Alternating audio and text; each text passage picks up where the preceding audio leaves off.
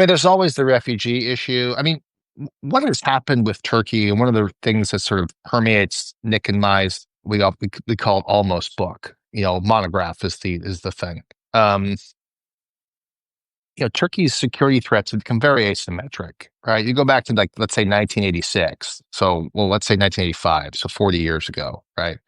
It was the Soviet Union, amphibious invasion of certain parts across the Black Sea, or land incursions from what would now be Bulgaria, or sort of down to the Soviet Union into Azerbaijan and Armenia. Now it's sort of irregular migration coming out of Syria. It is the ever-present sort of PKK thing, although we can get into that. That seems to be managed, at least for now.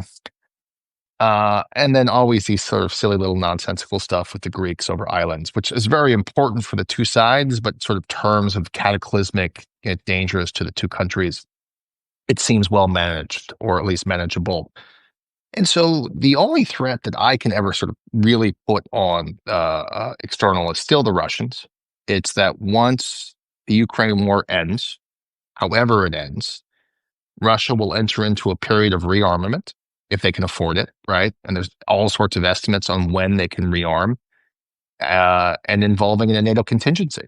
And I still think that that's the main driver, should be the main driver of Turkish security decision making, as sort of at the strategic level, and at the tactical level, it's these migration flows, Syria. And I do know some people are concerned about Israel, although I don't think the Israelis have any plans to invade Turkey, although they continue to surprise.